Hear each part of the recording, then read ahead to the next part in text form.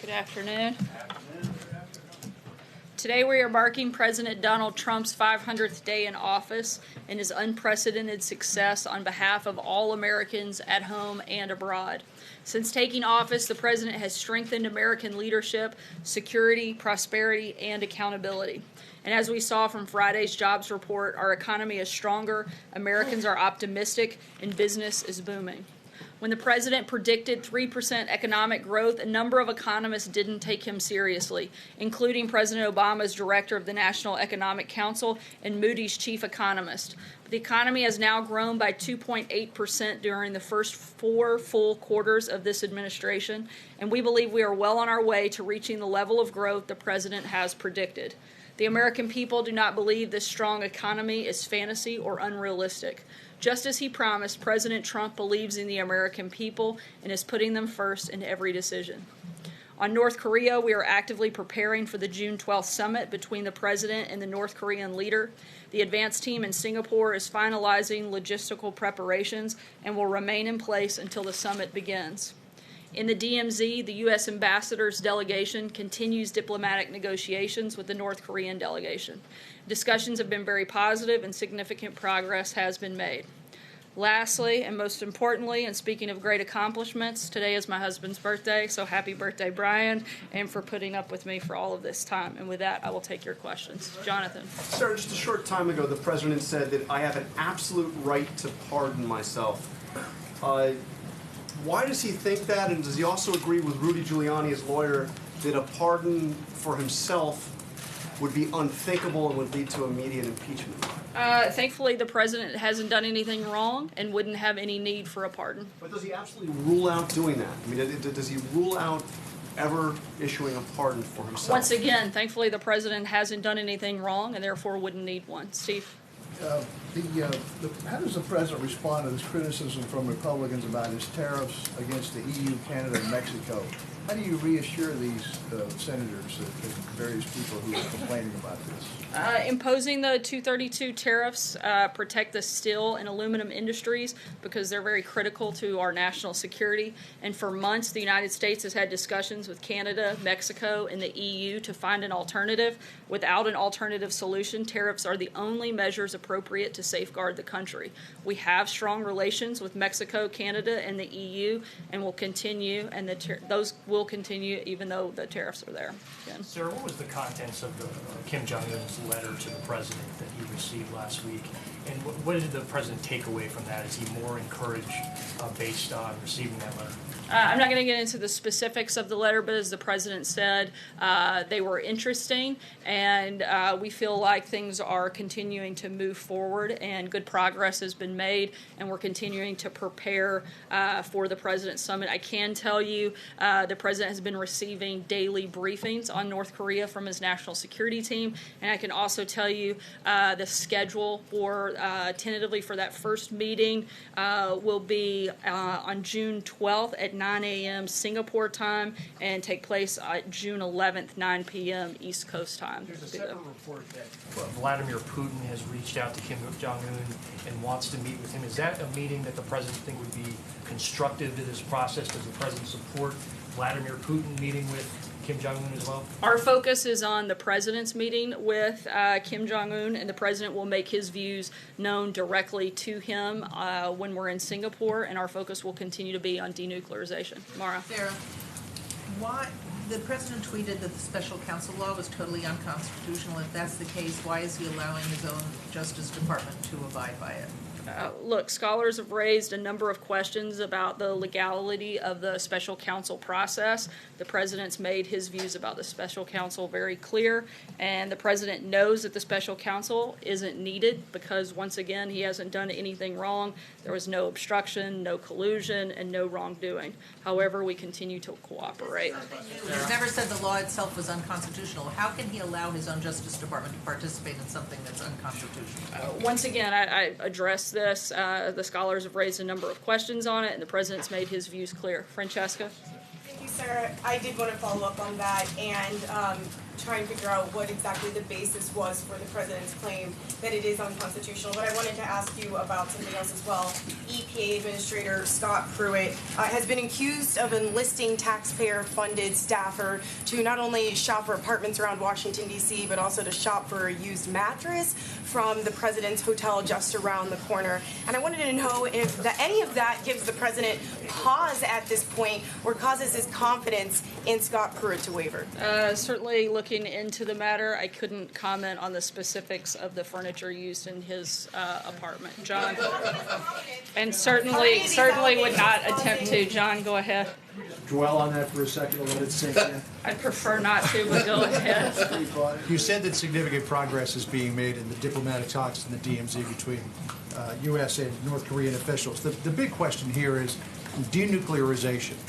The president would like it to happen all at once. He said that before, but that it could also be a phased-in process.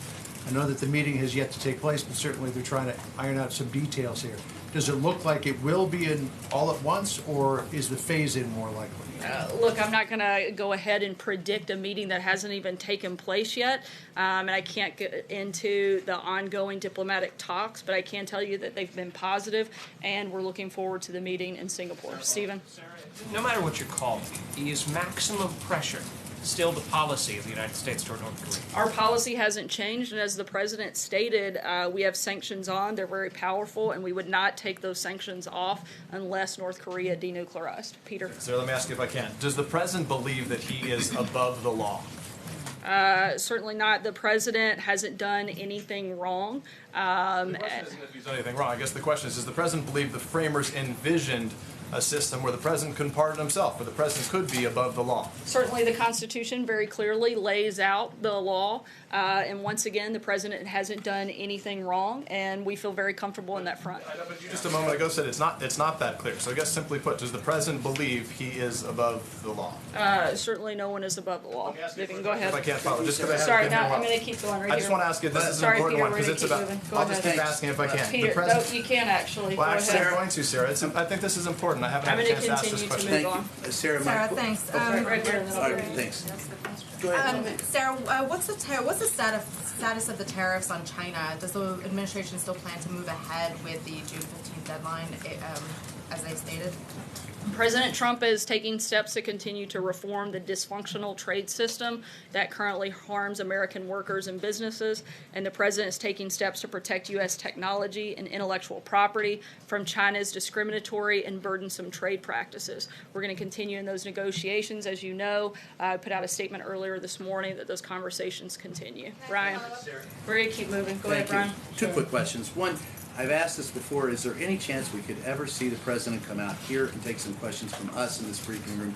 And secondly, has anyone in this administration ever asked the president, last week you had on your agenda, you had an agenda where you had lower jobs coming out, lower unemployment coming out, and you also had the Second Chance Act, I think it was. And instead of those, we had to respond to presidential tweets. Has anybody ever in this administration asked him to back away from Twitter just for a day?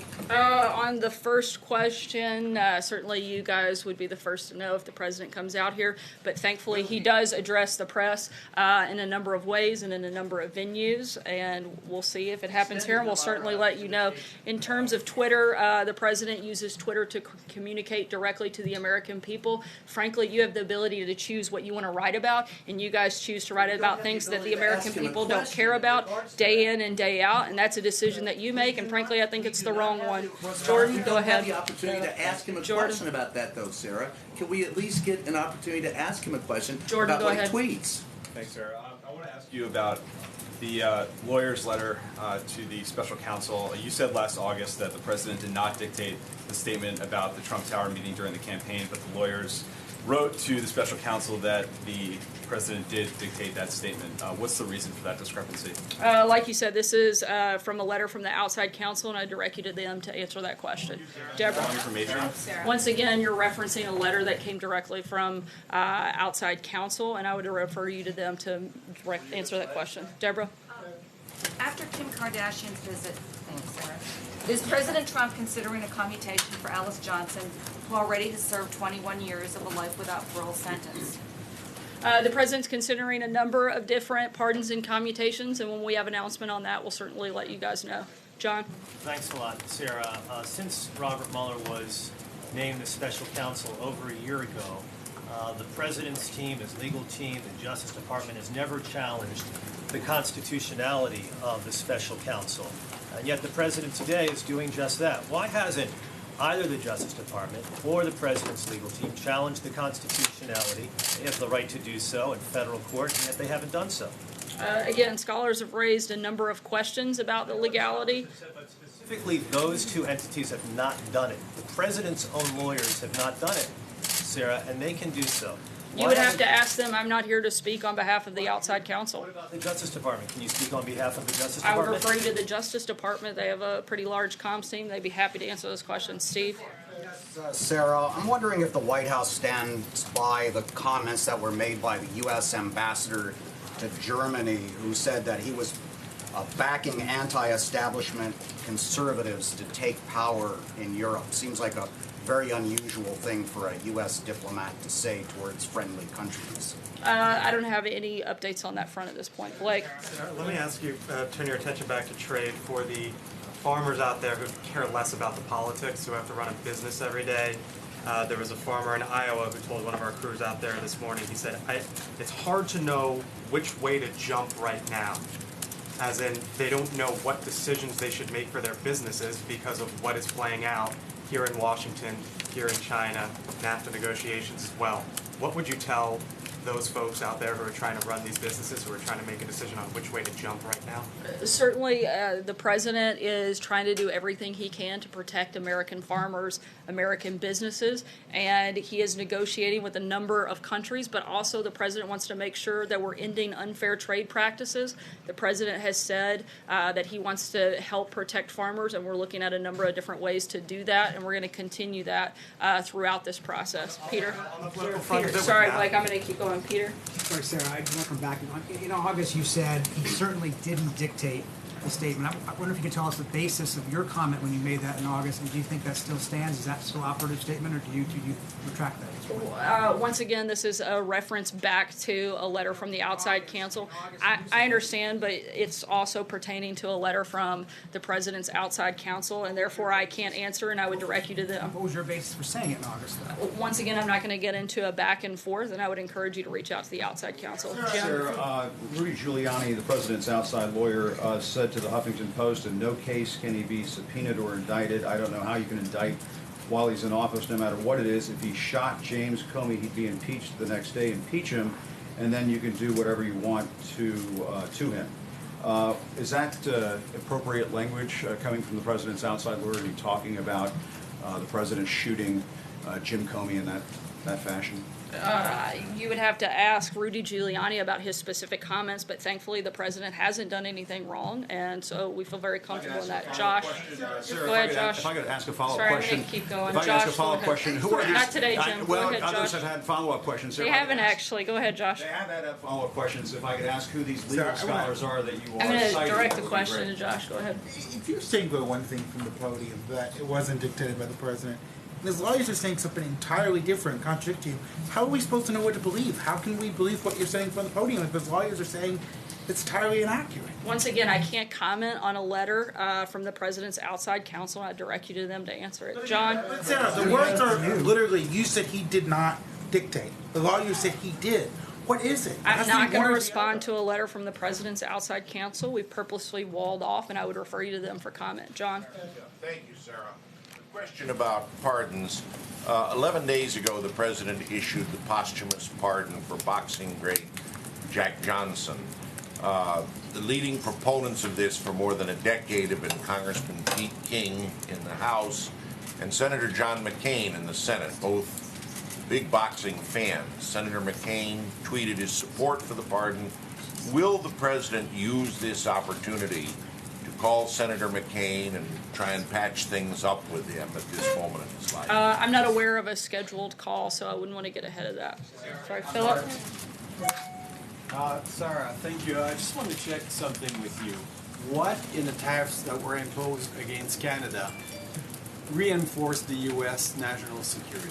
I'm sorry, what was the last part of the question? You know, the tariffs that were imposed against Canada, aluminum and steel, what in that reinforced the U.S. national security? In what form the U.S. feels more secure now that Canada has been targeted by tariffs? The president feels strongly that the steel and aluminum industries are critical to our national security and our ability to protect ourselves. And that would be that reference point in the 232. Hallie? Sarah, thanks. The special counsel didn't seem so unconstitutional when the president was calling on one to investigate his political opponent during the campaign. So is it only unconstitutional if the president doesn't like it?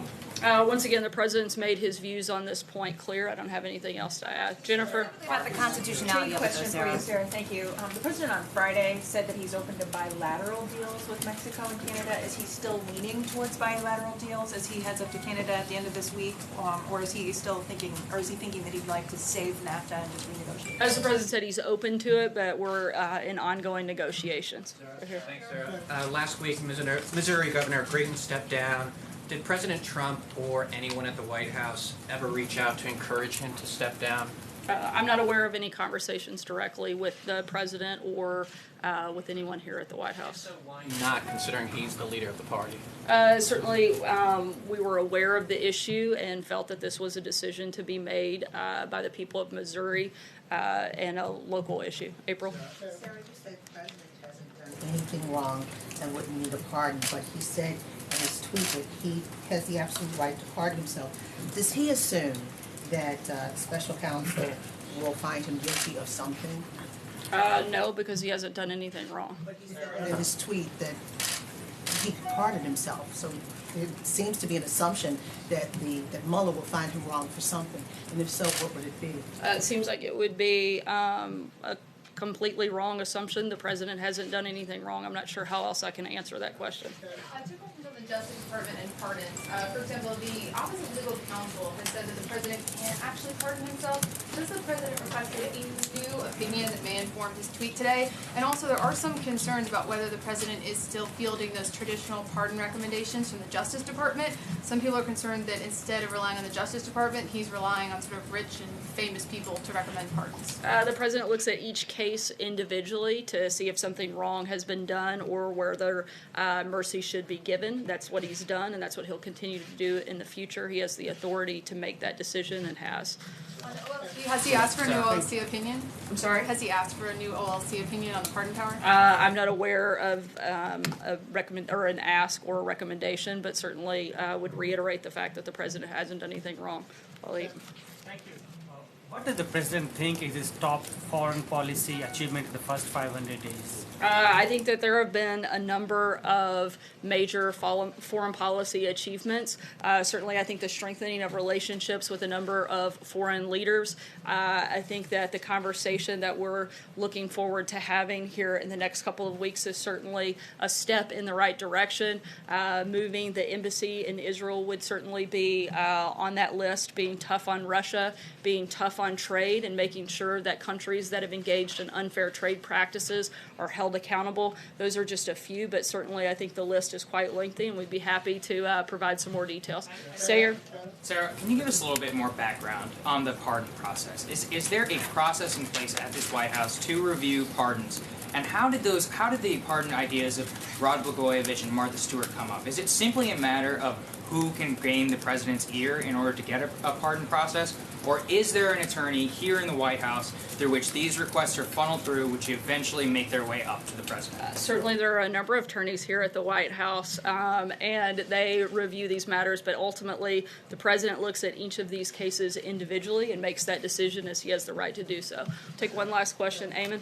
Thanks, Sarah. I wanted to ask you about the president's call today with Theresa May, the Prime Minister of Great Britain, who said that the president's tariffs on the EU were, quote, unjustified and deeply disappointing, according to the British readout of their phone call today. That's what she said to the president. How did the president respond to that? The president feels very confident in his decision and will continue to make sure that the unfair trade practices that have gone on for decades do not continue, and that he's protecting the interest of American workers and American businesses. Thanks, guys. We'll see you tomorrow. I love a long briefing sometimes, Sarah.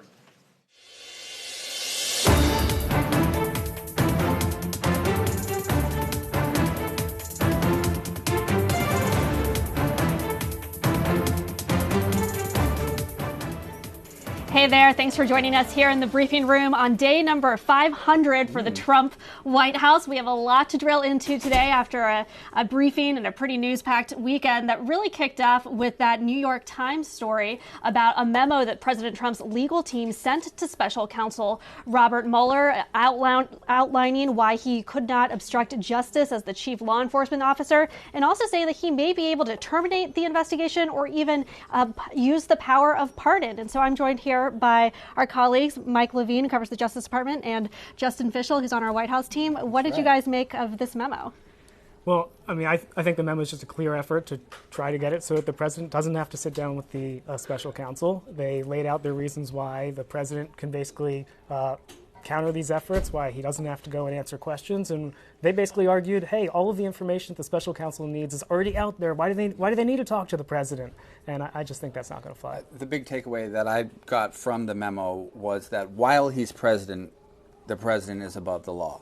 Now, Sarah was asked about that directly. She said, well, he's not above the law. She did get to that. But what Giuliani is saying, and I think he put it most clearly to the Huffington Post, is that he could have, instead of firing James Comey, he could have shot and killed him, and still couldn't be indicted until after he's impeached. And that's one of the big arguments that they're making, that while he's president, he can't be bothered with this stuff because he is the chief law enforcement officer.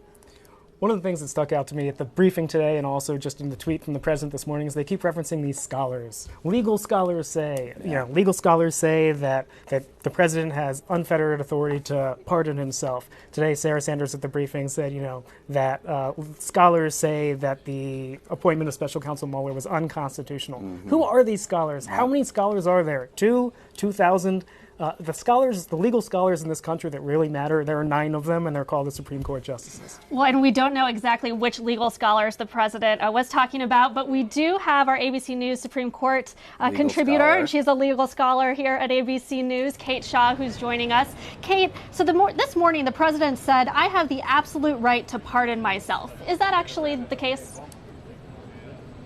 Well, it's just not at all settled. So no president has ever tried a self-pardon. The Supreme Court has never weighed in on the ability of the president to self-pardon. Legal scholars are totally divided about this. And the only real recent opinion about this is a 1974 Justice Department opinion making quite clear the president doesn't have the power to self-pardon. So it is far from clear that he, in fact, does have that power, but I don't think anyone really knows. And yesterday we had Rudy Giuliani saying that it would be unthinkable if the president were to pardon himself, but he probably does have that power, is what his legal team was saying. And Kate, while we have you, there's a pretty big decision over at the Supreme Court today involving that Colorado baker who refused to bake a cake for a same-sex marriage. Can you tell us what the justices decided about that? Sure. So the court today ruled in favor of the baker who refused to bake the cake for the same-sex couple. It's an interesting decision. A lot of these very divisive, high-profile cases divide 5-4. This was actually a 7-2 vote. So 2 of the more liberal justices joined Justice Anthony Kennedy to rule for the baker. So he argued that basically requiring him to bake a cake for a wedding that he objected to violated his right to religious freedom and also his free speech right. So he said, it's expressive to make a cake, and to force me to make a cake that I don't believe in or agree with violates my right to free speech. So the majority opinion written by Justice Anthony Kennedy basically said these are hard questions, right? So gay couples have a right to, not only marry under the Constitution, but to sort of have photographers and wedding cake bakers and sort of all the trappings that surround marriage. But so too do, vendors have a right to liberty of conscience and speech. And so you have to balance these kinds of claims sometimes. And in this case, the court found that because the Colorado officials basically indicated sort of disrespect of religion during the proceedings below, they made references to sort of hostility and even animus against religion. Because of that, the baker won here. But the court doesn't really resolve these kind of competing interests for all time, kind of leaves for later courts to decide how future disputes like this will get resolved. I have one follow-up before we let you go. It's Justin here. Sure. Why did they rule only about this specific case and not make some broader ruling about discrimination and this thing? Why does it pertain only to this one case? You know, the Supreme Court likes to issue very narrow decisions if it can. This is a big and contentious case, and if it tried to answer this question for all time, I think it would have been really hard to get even 5 votes, let alone 7. So it wanted to do something kind of narrow here, duck the bigger constitutional question, and kind of just punt it for a later date. So that's what they did here, I think.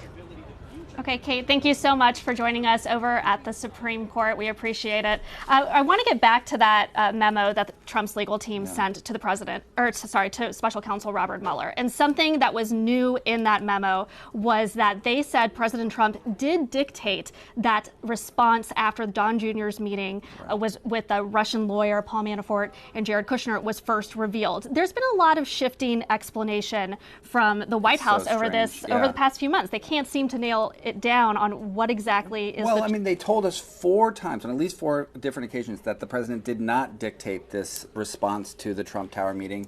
And now this memo says quite plainly, he did dictate it. And one of the people who told us that he didn't dictate it was Sarah Sanders. And I think we have, or do we not have? We do not have that bite. I don't know. But we do have John Karl, who is over at the White House, our chief White House correspondent. Thanks for joining us, John. We're here talking about whether the president dictated that statement regarding Don Jr.'s meeting. We learned in that memo that he, in fact, did. What do you make of all that? Well, I get the sense that Sarah doesn't really want to talk about that. Do you agree with that, Arlette? She just did not seem to want to engage. I mean, as I heard you guys pointing out, it's the question that was being asked of Sarah on this was not about the lawyer's letter, and that was the first question, but the follow-up question is, do you still stand by what you said in August of last year when you said the president certainly did not dictate that response? And she kept on saying, I'm not going to comment about the lawyer's letter. Well, the lawyer's letter was written in January of this year. So this was a question about what Sarah said herself back in August. She clearly wasn't going to go there. But, you know, my sense in talking, first of all, attending a lot of these briefings, but also talking to Sarah Sanders, is she has really made an effort now to say that she is not going to talk about anything regarding the special counsel investigation. She has really kind of built a wall between what she will comment on, which is policies, actions in the White House, and anything to do with the legal team. She doesn't want to have anything to do with that, which, you know, may be a wise personal strategy on her part, but it doesn't not particularly satisfying for those of us asking the questions. But someone that we did have talking about that memo over the weekend was Rudy Giuliani, and he appeared on This Week with George Stephanopoulos. That's the soundbite I was thinking of. And he even was saying that this entire shifting narrative about the dictation of the statement is a reason why President Trump shouldn't sit for an interview with Mueller. So go ahead and take a listen to that thought. Do you and the president's attorneys believe the president has the power to pardon himself? He's not, but he probably does. I mean, he has no intention of pardoning himself, but he probably does. It doesn't say he can't. I mean, that's another really interesting constitutional argument. Can the president pardon himself? So that was Rudy Giuliani talking about the pardons. And, John, when you asked Sarah Sanders... Yes. When you asked Sarah Sanders about this earlier, she wouldn't bite and wouldn't say whether the president actually does have the pardon power. And one of the big things that Giuliani also said in that interview was that the reason we can't have an interview with Mueller is because our recollection of the events keeps changing. So, John, that's basically now Giuliani's argument, that because people like Sarah Sanders and others can't keep the story straight, Trump can't keep it straight either, so that's why we don't want to do the interview. So help us, John, explain why not being able to get your story straight is a good legal defense. Well, this is a lot to explain, Justin. But first of all, I just want to note, in terms of this program, it's notable that when you ask for some sound, nothing happens. When Arlette asks for some sound, the control room, jumps to attention. That's true. I'm trying to get at the hierarchy of the show. Now you've asked a different question than Arlette, so I'm going to answer Arlette's question first, if you don't mind. Okay, good. The question of whether or not the president has a right to pardon, you heard what Giuliani said on This Week, which is theoretically he does have a right to pardon himself. but he wouldn't do such a thing, or be highly unlikely on another program, the name of which we won't mention here. He said that it would be unthinkable for the president to pardon himself, and that if he tried such a thing, it would lead to immediate impeachment. But then you have the president this morning tweeting that he has an absolute right to pardon, that he doesn't need to exercise because, of course, he has done nothing wrong. So my question to Sarah was really two-part. One, why does the president think he has an absolute right to pardon himself? There really isn't much of a legal case out there on that. The president also said that many legal scholars have said this. I have found one legal scholar who has suggested that he possibly has the right to pardon himself, but not making a definitive case on this. So why does he think that, and would he rule it out for the reason that Giuliani said, that it would be unthinkable, that it would lead to impeachment? Even if he does have the power, does he rule out doing it? And Sarah did not answer that, and did not answer follow-up on that, simply sticking to the argument the president has done nothing wrong, which of course is not responsive to the question. So you can see a pattern at the briefing. It's hard to get a direct answer.